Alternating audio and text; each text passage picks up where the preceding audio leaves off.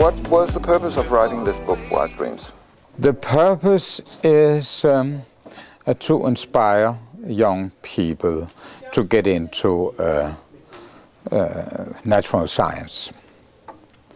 And this because at the moment recruitment is not too good in all the Western societies, and we are worried about whether we at all get candidates for the big research in future. So this is the first thing. The first thing is to write a book that can inspire people, because it gives some of the wild ideas. Why do we mix up all these biomolecular things together with galaxies and black holes? And seemingly these are very different things. But they are not, in a sense that a lot of the techniques and methodologies to describe one of them is also the one that can be used for the other thing, and therefore they have inspired each other. So this is first. The second thing is that many people would say that the greatness of all this space-time curvature and so on, all these things that we would like to find but actually not have seen, wormholes and so on, they are actually in a lower dimension. They are inside the cell, and this was a surprise to me.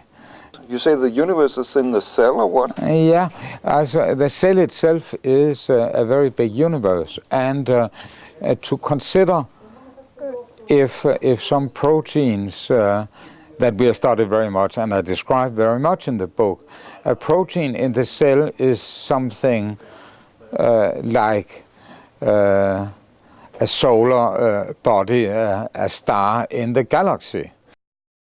The thing to study is proteins, because we understand their atomic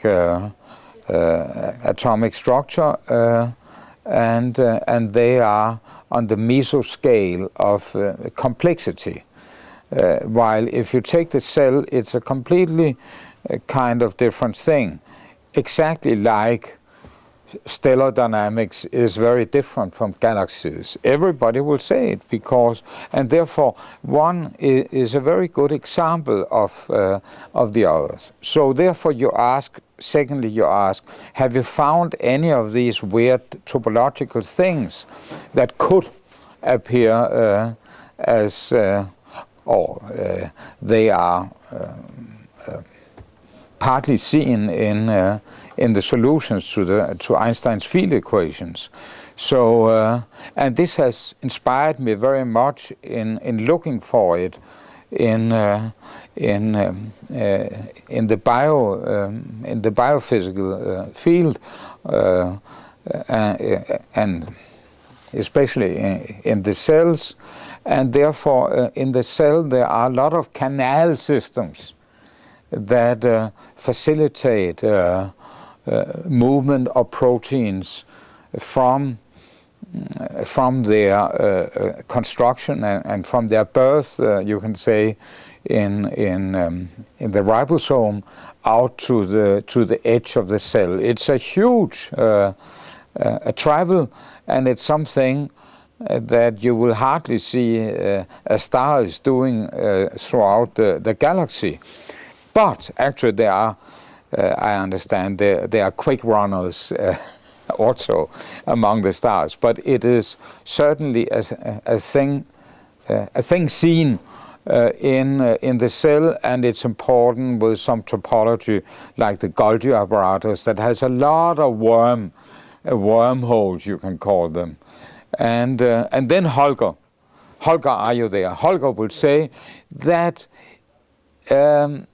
three-dimensional space, you know, taking aside space-time, but just having three-dimensional space then two-dimensional surfaces is a kind of trivial thing, Holger would say, but not so trivial, because still you have a very big description of the cell membrane, which is very famous for topological phases, and a thing I have studied myself very much, and I'm very happy to that we that Holger agreed, if you have agreed, that to include these chapters in the book, because the chapters are about topology. Some research I did with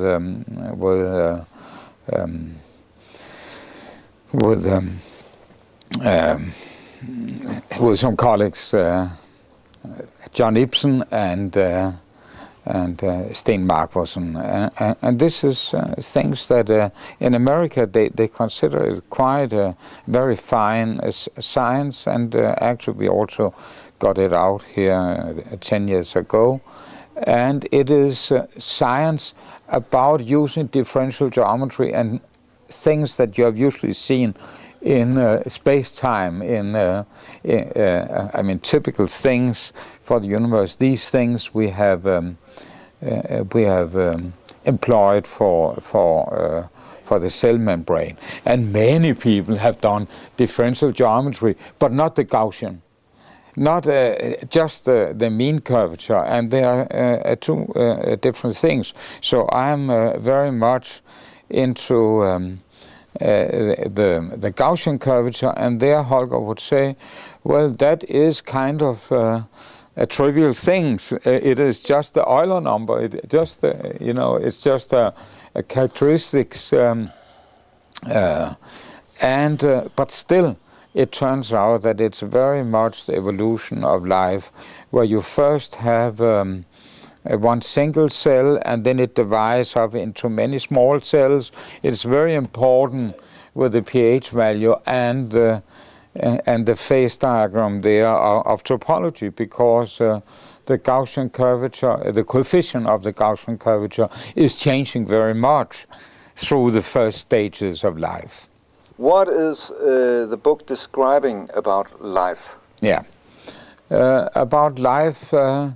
The book is describing the elements of life seen in atomic constituents.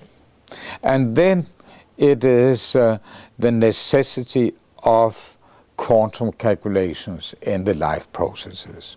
And many people have been very skeptical in Germany. I have discussed very much with people that don't really, to many people, all this Heisenberg and uncertainty relations is a very sacred thing. But I must say, also with Heisenberg's family, I've discussed it, and it simply turns out that the function of proteins in the life processes, that can only be understood in terms of quantum mechanics. Electron transfer is an essential thing.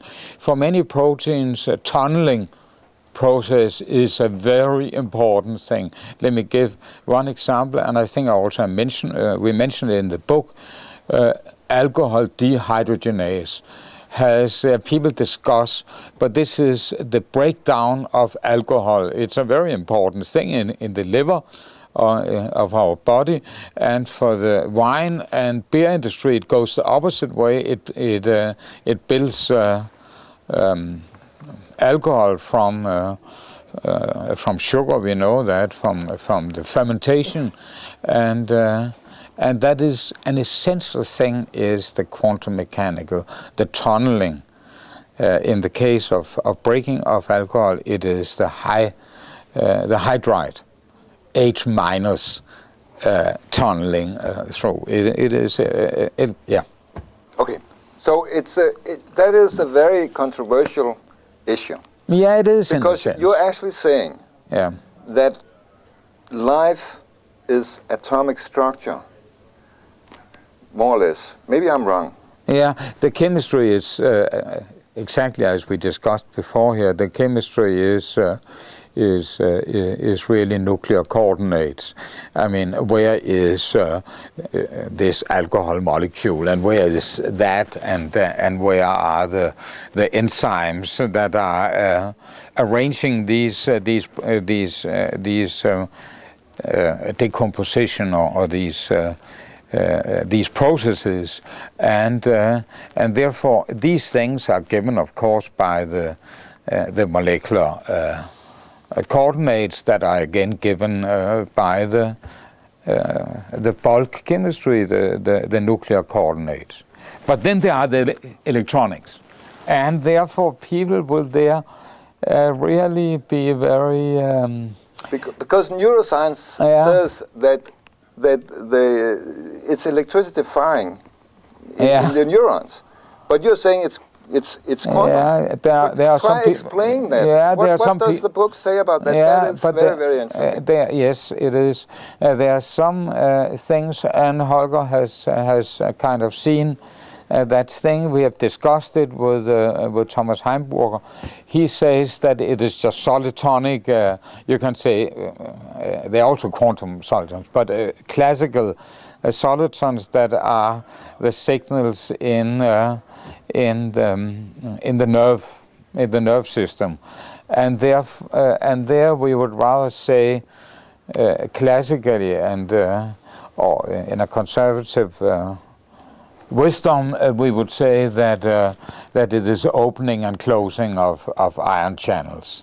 That is the essential thing. Where is the ion channels? The ion channels sitting in on the axons, sitting on the surface of you can say of the nerves, of the nerve fibers. Coming out from the... But we have nerves everywhere. So is it going on in the brain, or is it going on everywhere? It's going on everywhere, actually. Please explain that. No, but it's. I'm not a physiologist, but I would say that some of the biggest nerves goes from your spine,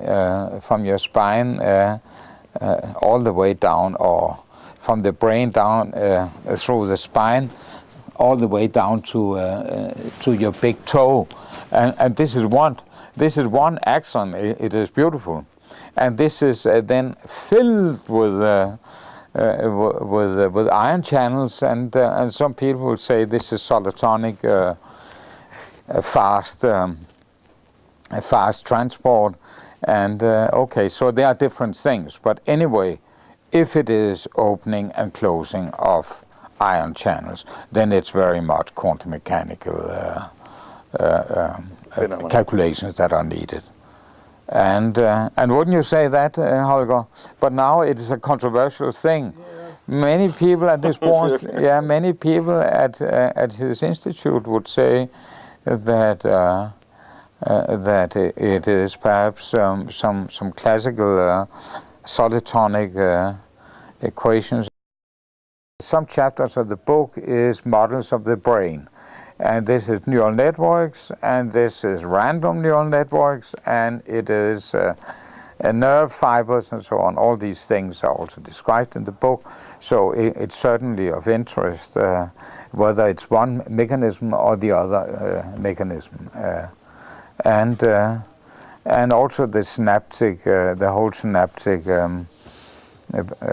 processes are also very important, and actually also described in the book. The book is so that it is the first part of the book is classical and more first conservative and then more wild dreams and so on.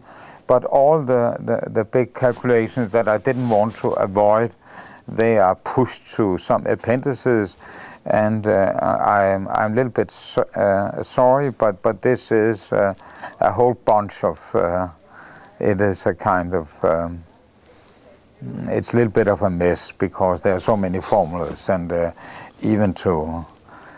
But I think people will still enjoy it. They can just read the first half of the book, And if they want to have something in details, say of the typical chapter of Holger, one of them of string theory, then they can go to the appendix of string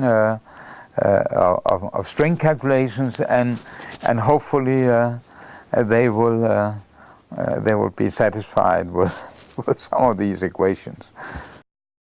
What is the difference between life in itself and consciousness? Do you at all talk about that in the book?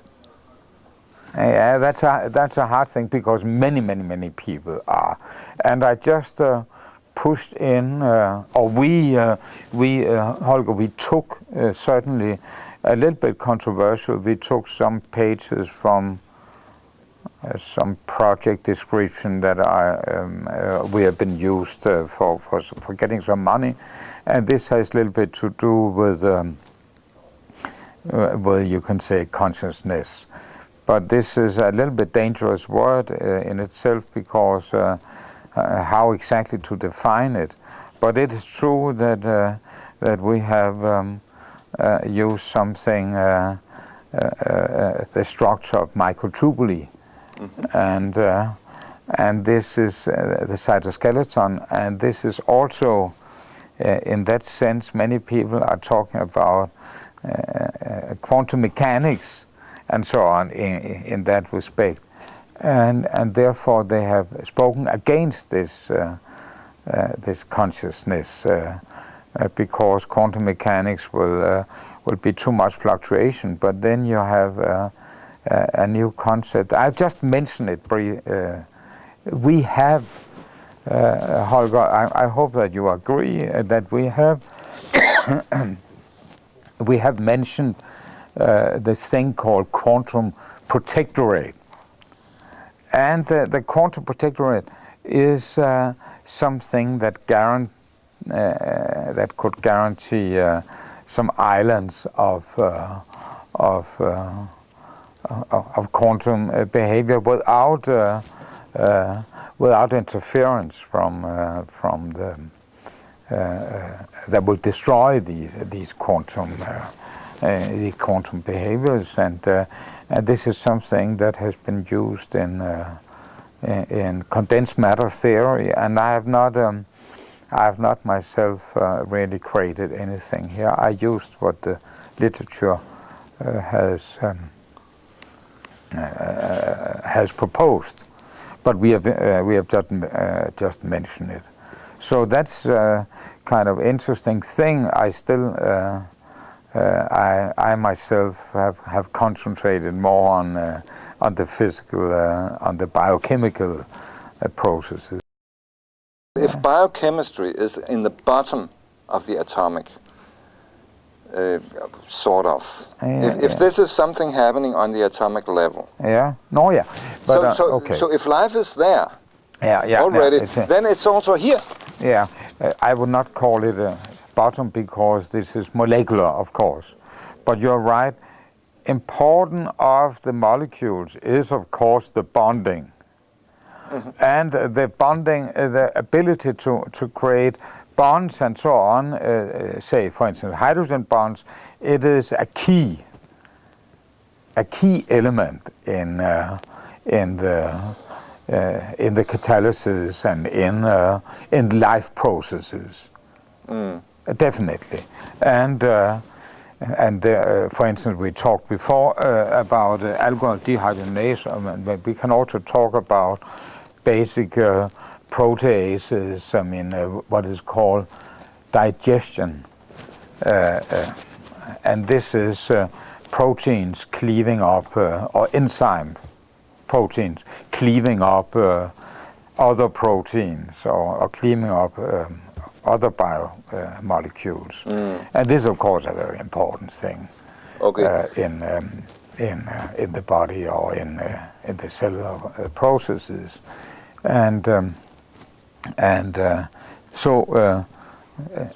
So therefore, so we talked about biochemistry. This is biochemistry. Mm-hmm. But I mean, quantum aspects are very important in biochemistry, even though most of the calculations done today are classical molecular mechanics, I would say, and this is gigantic compilation or gigantic processing, computer processing of a big amount of Newtonian equations of motion. Is a huge thing, and often we end up in a picture, and that we have also described, where a protein is sitting like this, so you don't have a frozen structure, but you have something you can say that are alive by this. The functioning of the protein is very much enzymatic processes. So I think we used in a chapter we mentioned Einstein's one of his great articles, which is continuation of his Brownian motion article, is about a protein. He didn't know at that time. He called it schnelle enzymatische Prozessen, but this is exactly the difference between, you can say, classical binding, where the molecule, the protein, for instance, is frozen, and the one where it is enzymatic, and therefore Einstein has an entropy formula that is a very important thing that we mention. We made this book with all these incredible a lot of details mixed up together, and many people will get a kind of bad feeling for that, and that's also true. But on the other hand, we brought things together that we can say we have helped to nurse fields of physics, modeling models of physics that we have helped. But just helped, I mean, in all modesty, it's a lot of big inventions, a lot of great people that have are the main actors, you can say, in this field. But we have helped making something, and this is a lot to do with fantasy, but also a lot to do with mathematics. It's not just fantasy. So we want to bring up these ideas. Some of them are truly crazy ideas. Okay, what is your most crazy idea? Oh, but the crazy idea is, one is Holger's idea about God allowing catastrophes or not allowing it. The complex action thing is a kind of wild idea. That was Holger's crazy idea. What is your crazy idea? What is my crazy idea? Oh, my crazy idea is a whole world before Big Bang. I mean, it's a whole world of what I call luxons, I mean, light particles, so another photons, and many people are disgusted with it, but I have simply taken the metric and split it up into submetrics. Or the metric explained, the basic metric explained by subparticles. Is a little bit crazy idea, but and this is several people have also come up with that. Teresawa, I think, is one, and so therefore we are not so outstanding that it's never seen. But then come some of the more brilliant ideas. I would say the Holger's idea about using an opposite Einstein, you can say, of protein dynamics, protein folding, that put all the metrics in the kinetic term rather than in the G metric in the G functions, the Riemann G functions, to put them in the kinetic rather than in the potential energy. This is a kind of a great idea, because then protein folding then becomes a matter of, you can say, string between, or distances between side chains. And one thing, once one is curling up, then it has complete influences on other parts of the protein in a kind of metric way. So there was there was another idea. So then comes as our quark stars. I mean, this is there are a lot of superconductivity and a lot of magnetic fields that are sitting like sitting on top of these and magnetize is also a thing. Some people said what they was have magnetar. Magnetar, what is yeah, that? it's not avatar. I mean, it's magnetar is magnetic quark stars. I mean, it's something is speculated, and I was very happy when I suddenly saw it on the internet. But people have pulled it back again. I don't know if it's, but some people want to be. Probably want to be famous for that, but at least we give the equations. What is the future of physics, Oh, yeah. theoretical physics? Yeah. Unfortunately, it is partly super big groups of hundreds, thousands of postdocs or PhD students that are working on these mega projects, and it's a little bit of pity, because perhaps it could have been more, it could have been better for fantasy that a lot of young people are setting themselves with crazy dreams in a room on the top floor in the city of in the west or in the east for that matter. So I think that with physics today, people would like to hear crazy dreams, but they cannot follow them because simply there is not enough money. Funds money are given to quick money-made solutions of and quick business, and it's hard to follow crazy dreams. Yes.